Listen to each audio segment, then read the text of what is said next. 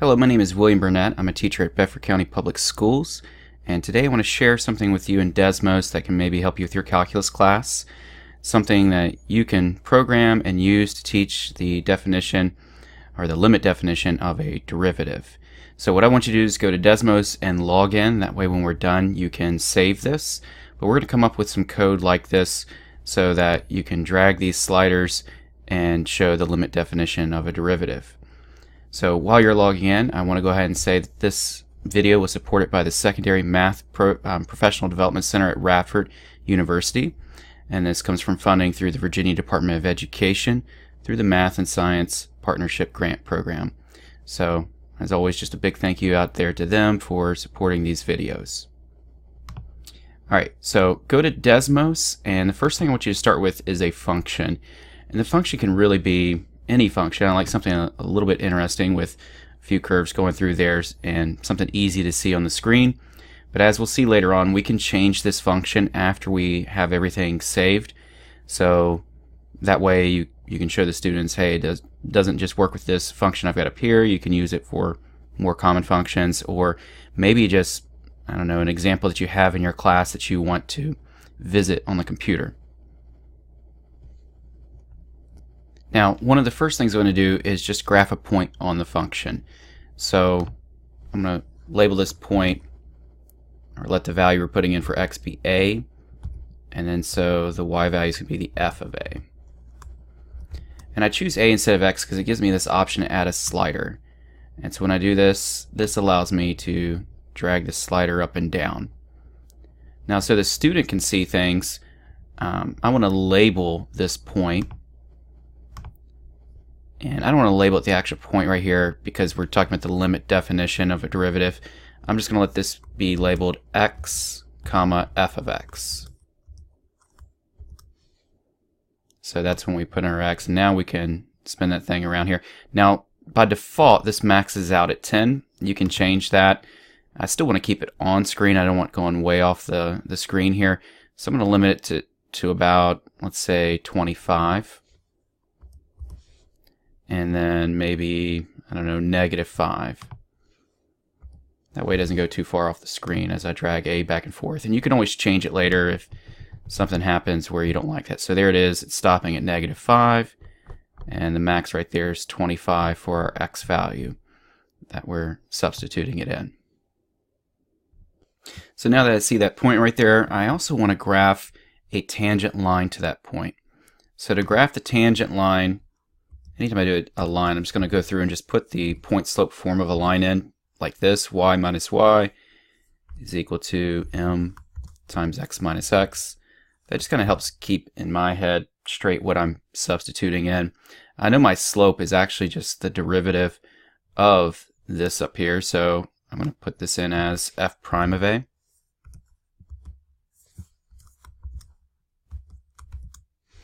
And then I need this point to actually be a, and then this point right here to be the f of a. And this is going to give me a tangent line as I drag this back and forth here.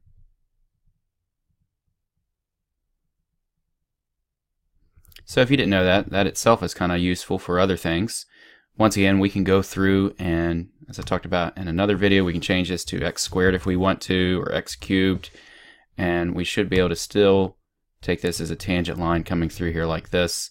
So that's how we'll use this later on. I don't want to do that right now, so I'm just going to undo this to get back that crazy function I had. There it is. Don't want to type that again. And so now we have a tangent line, and we have our slider for our a value that will move this back and forth. And so let's set up our secant line. So for my secant line, I want it to go through this point x, f of x. And actually I just realized I didn't have that labeled very nicely. I need another parentheses in there. There we go. But I want to pick another point on here. So I'm going to choose to call this b comma f of b. And that way I can add a slider there. And now you can see I can drag this through like this, and it stays on the function as well. Once again, I don't like the bounds on this, so I'm going to change this to I think the other one I had was 25 and -5.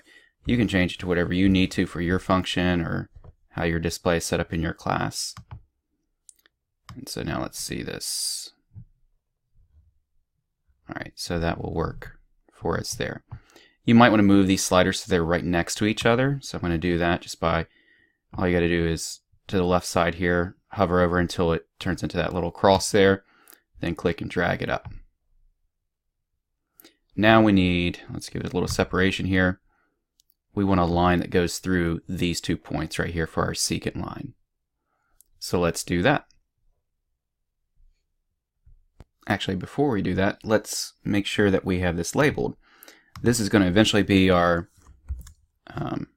x plus h. So let's label x plus h, comma, f of x plus h. That way, as we use this and slide this back and forth, we can, nope, not that one, the B. Students can kind of get that visual of what's going on here. Once again, forgetting parentheses. There we go. Now for our line that goes through these 2 points, you might want to challenge yourself, just pause the video and see if you can come up with the equation for that you type in and try it out. I want to encourage you as you do these things and show them to your students. You know, you might show them the finished product like I did. If you've got one-to-one devices or in your computer lab and they're familiar with Desmos, as they will be as they use it more and more throughout high school, see if your students can come up with this. You know, you might want to give them some hints and things like that, but I think it does prepare them to maybe do something in the future with computer programming, but it also makes them think about the math behind everything. Even something as simple as this, notice we're not using any numbers here because we want it to work for a multitude of numbers to graph this line. So we have to put this in point slope form. And, well, you don't have to put it in point slope form, but I choose to. So I got y minus y equals m times x minus x. To me, that just simplifies it so I can think about it like, what needs to be my slope right here? Well, I want my slope to be between these 2 points. So I'm going to have, in the numerator here, let's see, we're going to have the f of b minus the f of a. And I want this all in the numerator, so I got to put that all in parentheses here. The forward slash is your division bar there. And then we can do b minus a. So that will give me the slope. And then I need to put a point in over here. So I'm going to use my original point, a, f of a. And there's our secant line. So now as I drag a, that secant line will change. As I drag b, that secant line changes as well. So you could probably stop here and have the discussion, but I think there's some things that we can do to, and we're programming into Desmos that makes this look a little bit nicer. For instance, if we go back to the example I showed you a second ago, we have x plus h and x. These have been slid too far over. Let's see. There we go, where you can see this, you know, the difference here. We have x and then we're adding h to it to get x plus h. I think that would be nice to see in there. And maybe even add some vertical lines through here if you wanted to, so you could see that. Maybe that's too much, the vertical lines, but definitely something like this on the x-axis I think is pretty cool. So let's add that next. So to add that, I might zoom into my graph a little bit. I know it's kind of cut off on screen here, but on the top right there's a zoom in button just so we can see a little bit closer. And let's see, let's take away this grid. So there it's gone. That kind of cleans it up some. You don't really need the grid for this. And then I want, let's see, a horizontal line. So let's put that in. That's y equals, I don't know, let's do 1/2. So that puts in a horizontal line right here, but I want to limit it just to where x equals a and then x equals b. So I'm going to limit y right here between, let's see, put in my squiggly line right here. Not limit y, but limit x. So I want a right here is less than x, which is less than b. And so now as we drag a and b back and forth, we can see that we get that line right here. And this is a little bit different than the original graph. This original graph was shared with me by a colleague of mine, Mr. Bill Eggle. He teaches calculus here at Jefferson Forest High School. So he had this idea, he shared it with me, so big thanks to him. But his graph is actually a little bit further up off the x-axis, so this doesn't like intersect your graph. So maybe when you show it, you might want to use a function like he has here. I was just putting in a different function to see it work. But dragging this back and forth, we can see it keeps up with our x values, but it still doesn't look quite as nice as the other example I showed you. I want some small vertical bars right in here. So let's do that. So I've got x equals a. That puts a bar in right here. Let's limit that so that our y value is bigger than 0. Or actually, let's make it go a little bit below 0. Let's go, say, negative 0.25 is less than y. And y is less than our 1/2 right here.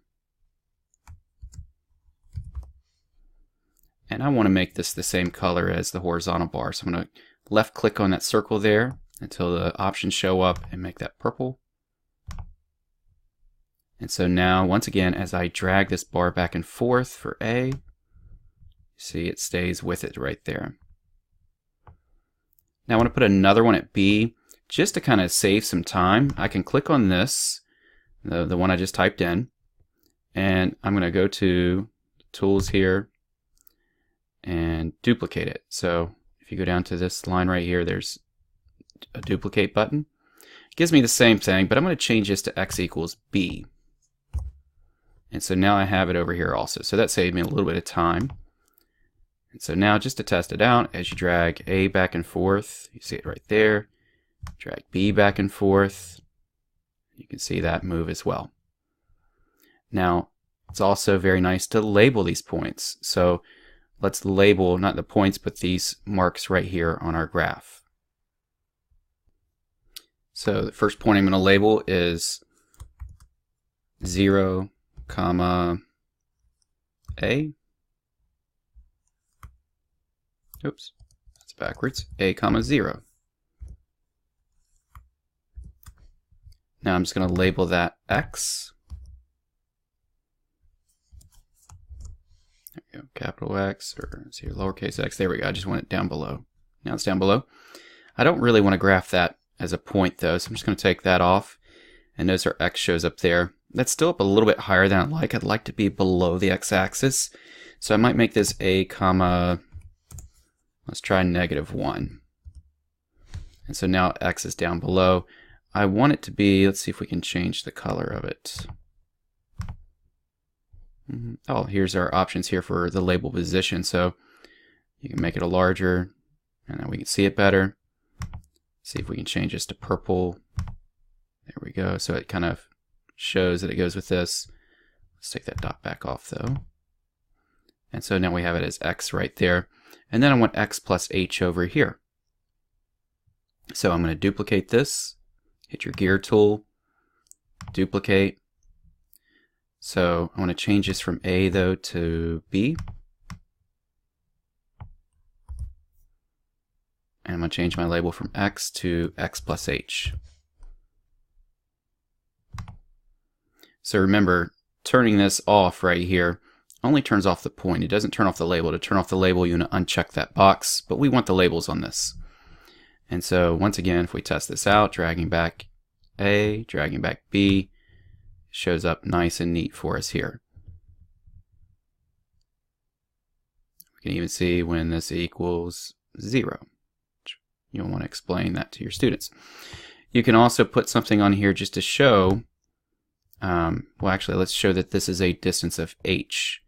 So I want to graph this point right here, or in other words, the midpoint of this line, and label it h. So see if you can come up with the code for that. Pause that and see if you can type that in there. Just the point is all we're wanting to graph, the midpoint of these 2 points, and label it h. So I trust that you paused it, gave it a try, and you probably succeeded. I don't want to, I know many of you teach calculus, so this is, not too hard for you, but hopefully it challenged you some, just because, I want you to see that even though your students are pretty bright, that maybe just putting it into code or on the computer here in Desmos, it's a little bit of a challenge, and hopefully you see how you have to think through the mathematics to place it right here. Now, for instance, I always think of like this is x plus h. I'm going to put that into my code here, but I programmed this in here so that this is point A, it's just labeled x, and this is point B, it's just labeled x plus h. So when I graph a point using the midpoint, my x value is the midpoint between these two. So I'm going to do let's see here, a plus b, and that's just going to be divided by 2. Divided by 2. That's my x coordinate. Now my y coordinate, I don't want it to be on the y-axis, so I'm not going to tell it to be 0. You can try out a few points, like if I choose 1, notice how it's a little bit above. I'm just going to choose, we had this at a height of 1/2, so I'm going to choose the same thing here, 1/2. And I want it to be purple just so we know that that's all together. It looks like one unit when you see it, even though we know it's several different lines here that we've got graphed. It's all one. And I'm going to label this just H. I'm going to take off that dot. And see, I don't like how it's right on the line, so let's see if we can raise that up. Let's make it large and above. There we go. That looks good. And now as I drag this back and forth, it should stay right there in the middle of it. So you can see the H grow there.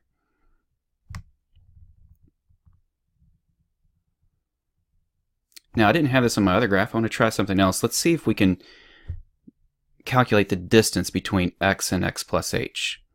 So if I want to do that, let's add another line here. So this would just simply be b minus a, and I've got 12.4. Once again, I said this in another video, I hope that Desmos eventually allows me to like insert a box over here, which will display this larger, and maybe that I can label it on the graph. That would be awesome, but they're always updating things and making life easier for us, so I'm sure they will at some point. Right now, if I drag this slider up here, I can't see what the difference between B and A are, so I might want to move this all the way up to the top near those sliders. And now you might want that so you can say, as H approaches 0, what happens to the two lines and their slopes there. So there it is at 0. So it'd be awesome if they did that, so I could replace that H with maybe this number right here. And you can even, probably label this as H equals that to your students so they can see H is 8.7 and see as H goes to 0. Now as I drag H beyond this, if H is negative, I don't know if you even want that, but if you want it, notice our horizontal line disappears. If you want it to be a horizontal line there, it's a quick fix. Let's go down to where this is our horizontal line down here on this key. You can duplicate this line. So let's do that. And switch your letters here to B and A. And now you've got that line. If you want it as a reminder, I like to make it as a reminder like, hey, I'll let the H be negative there. You can change this to red. So if you switch it to red, because sometimes playing with these sliders, you accidentally slide, that x plus h to the left too far. And so this allows us to see it's to the left of x, to the right of x, it turns purple. Now, something else I like to do is organize this up a little bit, because I want to save this for future lessons, future years, and if I come back to this after a year, it takes me a while to go through this and figure out what exactly I typed in. So, for instance, this little purple mess we have down here to show x plus h, and this distance h here, it's all coded right here. But just looking at it, it's not really labeled in the code for us to see that. So I'm going to add a folder, and I'm going to move this folder down below to where that is. You can type in this any way you want. You can type it in purple mess. However you want to write it in there. That just kind of reminds me, and that's where all that purple mess is on the screen there. And so as I drag this up and down, notice if I'm not in that folder, if I'm not getting ready to nest that in that folder, then this line right here does not appear. Right now it's appearing, so it means this folder is open, and you see this line drag down to show that this line of code is inside that folder. So let's drag this point too. This is our code for if we go to the left of x with x plus h. So notice now it's in the folder, so I'm just going to drop it in there. If I close the folder by clicking on this triangle, it all gets closed up and it's inside of here. And then I can open it back up.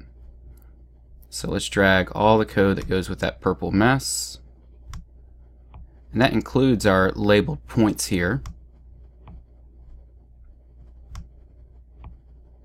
And this is where we labeled our H. Let's drag that in there. And so now I can clean up this whole left side just by clicking on that triangle, and the purple mess is in there. The other nice thing about putting it all in a folder is, let's suppose this is just, I've got a function and some lines that are really intersecting it, kind of like I do here. I can hide all that just by clicking on the folder, and it goes away. So if you're trying to talk and students are getting confused because they see a bunch of lines, you can say, hold on a second, let me just take that off the screen, and click on that. Or you can bring it back up if you want to. You can add other labels here, like if I want to create a folder and label it equation of, I don't know, let's do our secant line. I can just put that in there. I think it was our green one here, we made it. So that goes in. Now you can close that folder up, turn it off if you want to, or turn it back on. I'm going to go ahead and put our point in there as well. Let's see, zoom out a little bit. So our point that went with that was our red one there. You can drop that in if you want to. So that all goes with the equation, the secant line. So now if I turn that off, all of that goes away. And then we can add equation of the tangent line.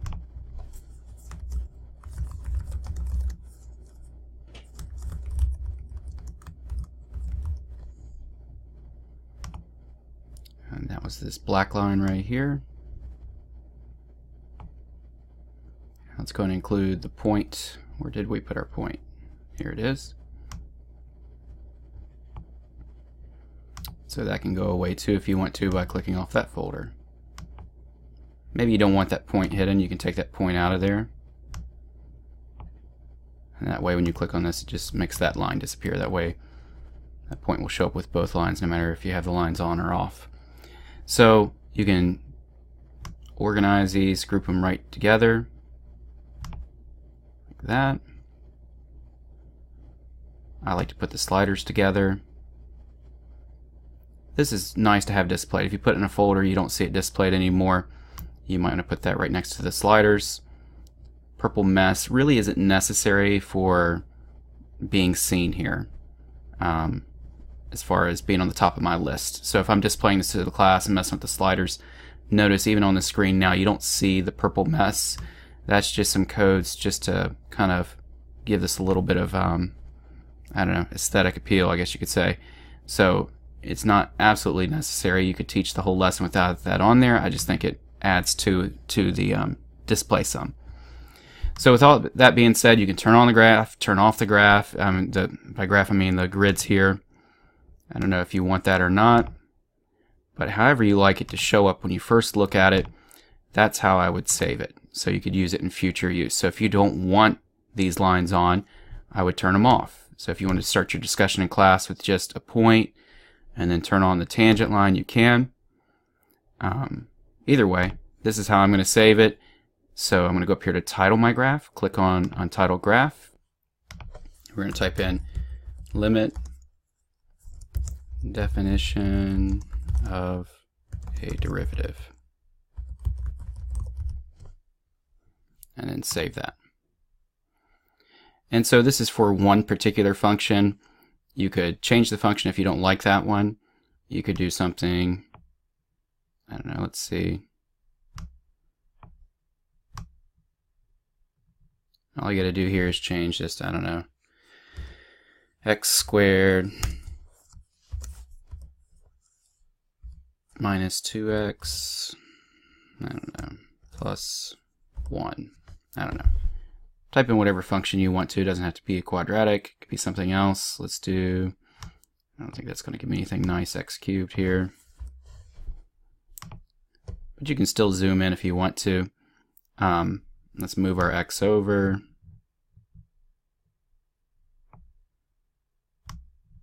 Move your x over, x plus h over. Turn back on these lines. Here's our tangent line. Here's our secant line coming through. And then we can move this back and forth in here and see where h equals 0. I really need to move that x plus h over. There we go. Now notice this is very jumpy as I do this, so it might help for you to click on this right here and change your step. Right now it looks like it's moving by 1/10. If you want to go a little bit slower, you can change it to like 0.01. And let's see it move now. It might move a little bit slower. I don't know if I save that. It might be too small for it to go back and forth. But if you can change it, you know, if you've got it set to like 1, it's going to be a lot jumpier. See how it jumps like this? So if you want to go a little bit smoother, make your intervals here a little bit smaller. Let's try 0.2. See what that does. A little bit smoother. I think it was at 0.1 earlier, so maybe it's just everything's too close in here. We can zoom in. Maybe that makes it a little bit smoother as well. But either way, the nice thing is you can change your function. Right now it's saved to my last function, so if I don't save it again, this will go away. If you like a function in here and you say, you know what, this is the second example I like. You know, sometimes you got to play around with these functions to get a nice function to show this on. So if you want to show your students several different functions, and let's say this is right here was a keeper for some reason, you can click on this and notice, well, just hovering over it says duplicate or rename. And so to duplicate the graph, this is like clicking on save as if you're like in Microsoft Word or something. So I might say this is example 2 and click save. Now if I unclick duplicate this graph, it's not going to save a new graph. It's going to save over my last one. It's like clicking on save in Microsoft Word. So it's going to completely undo everything we did a few minutes ago. So if you want this to be a new example, hit duplicate this graph. That's actually, I think that's the default there, so you don't accidentally save over a graph, and click on save. What that does is later on, when you click on these 3 bars in the top left, you have these options come up of things we've done in the past. So this is what we did 3 minutes ago. This will pull up the old function right here. And then the one I just did, example 2. Let's see if we can just show, it doesn't show the full name, but I know that's example 2. When I click on it, it comes up right here. And I can click on open graph and it pulls up example 2. So that's nice, and you know, keep these over here organized as well, or you should be able to search. Yes, you can search through this if you're looking for a graph you've done in the past, because you want to be able to do this so that in the future when you're teaching you can pull these up. A few other things you can do. You can share these like my colleague Bill Agel did with me. You can go over here and click on share. You can copy this link and email it to someone. You can print part of the graph out. You can export the image if you want to, like to put it on a test or something, or you can embed it somewhere. So this option to share is really nice. What it does is if you have another teacher at your school that you want to share it with, you know, a couple of you that are teaching the same subject and one of you just want to write out the code, you can copy it, send it to them. They can save it underneath their account, and then they have that forever there as well. I, however, want to encourage all teachers to kind of come up with some of these by yourself. Now, Desmos, you can get really complicated with coding different things, but something like this, after a little bit of practice, you should be able to do this.